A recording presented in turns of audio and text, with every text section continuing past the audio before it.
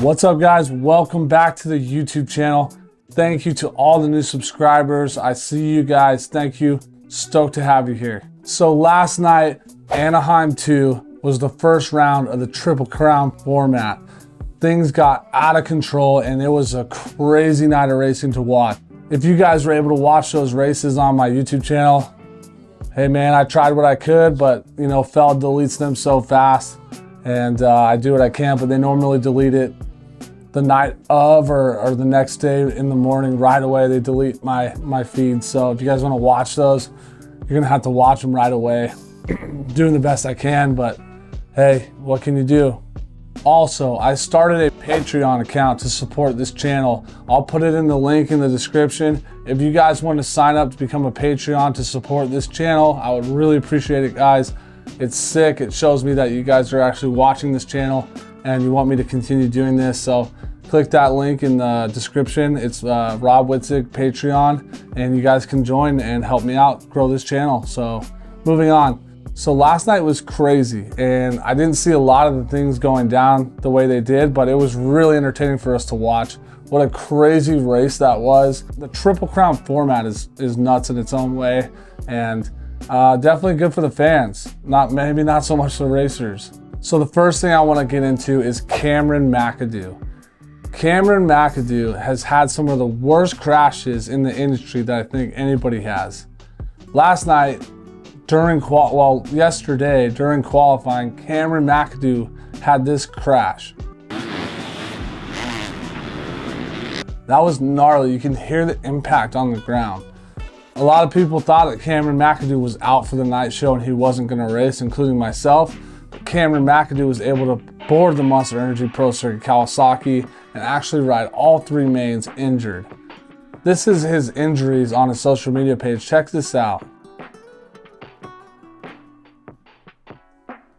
So Cameron McAdoo was able to ride through these injuries and he was still able to get an 8th, a 7th, and a 5th for a 6th place overall, salvaging as many points as he can.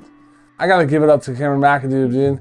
He may look like a pussy and sound like a pussy, but this dude is tough, bro. He takes some slams and he always comes back and races. So props to this dude for salvaging as many points as he could and kind of saving his season, because now he's got basically a 3-week break to heal up.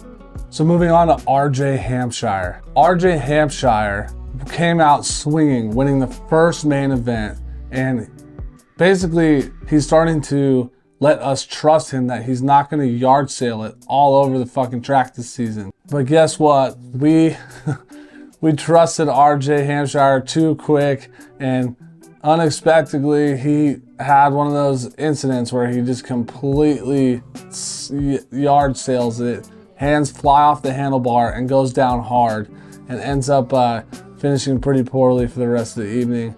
His first main, he got first. His second main, I believe, was 22nd, and his third was 13th.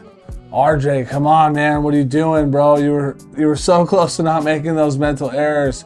Riding so good this season, and you just can't help but find yourself on the ground. Moving on.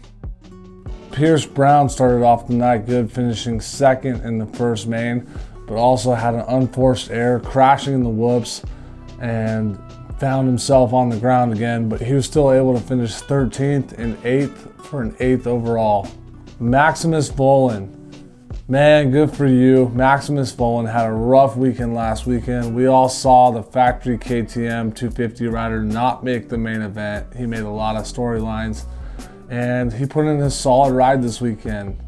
He put in 3 strong rides, a 7th, an 8th, and a 4th for a 5th place overall. So a top 5 for Maximus. Good for him, good for you, man. And keep the train moving forward. And Star Racing Yamaha was able to make a Jett Lawrence sandwich on the podium, with Style Robertson finishing 3rd and Levi Kitchen getting his first overall 250 main event win for the Star Racing Yamaha team. Good for you, Levi. Awesome, man. Stoked for you. Congratulations.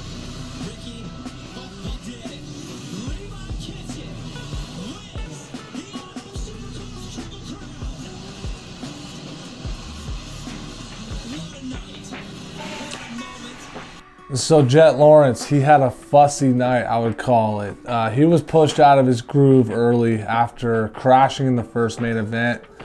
You can tell when Jett Lawrence gets riled up or is pushed or frustrated, he normally makes mistakes. That happened in his rookie season where he pushed it over the edge and it cost him to crash a lot. We don't like to see that from Jett. Just keep it calm, keep it chill. You're gonna be fine, man. The kid's passionate, you gotta envy that, and it's good to see that he cares that much, but at the same time, like, it's all right, man. You're gonna be fine, don't worry. You're not gonna lose the championship tonight. But you can definitely see when Jett gets frustrated or pushed too hard, he makes those mistakes. But that's it for the 250 class, so let's move on to what happened in the 450s. So the 450 class. So far, I've been wrong about Ken Roczen. But hey, you know what? If I have to be wrong about Ken Roczen for him to keep doing as well as he's doing, then man, I'm gonna doubt him all year because I actually want to see Ken Roczen do good. Ken Roczen had a solid night. He put in a second, a third, and a fourth place for a third place podium overall. Ken Roczen put the HEP/Progressive Suzuki team on the podium, and good for them, man. That's gotta be so cool for those guys. So congratulations to Ken Roczen. What a fun race to watch. He looked strong last night, I'm not gonna lie.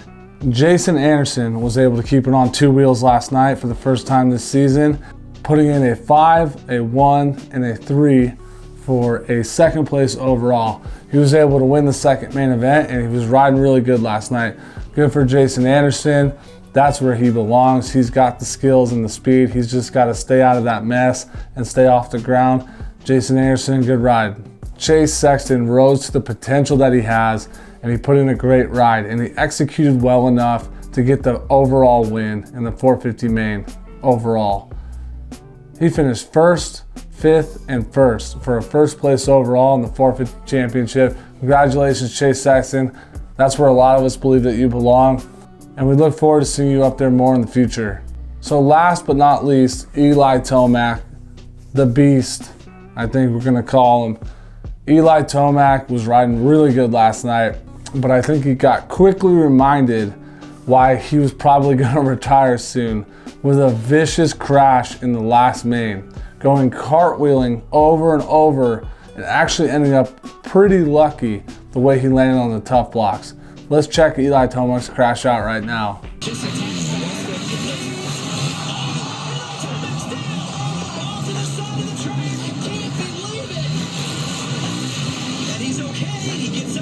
See, look at his angle right there. Yeah, he's done. Yeah. He's going off to the blocks. To the block. Boom! Oh, he hit hard. See the visor go down. So yeah, that might make me want to maybe pack it in. It kind of is like a realization of how gnarly and dangerous the sport is again. You don't see that a lot from Eli Tomac, but he was sending it. What a fun race to watch, guys. What a fun night. I love doing these videos for you guys. I feel like this is a community that's building. If you can, sign up for that Patreon, support this channel. Thanks so much for watching this, guys. If you like this video, hit the like button, hit the subscribe button, and I'll see you on the next one when my voice isn't so raspy and shitty. See you guys later.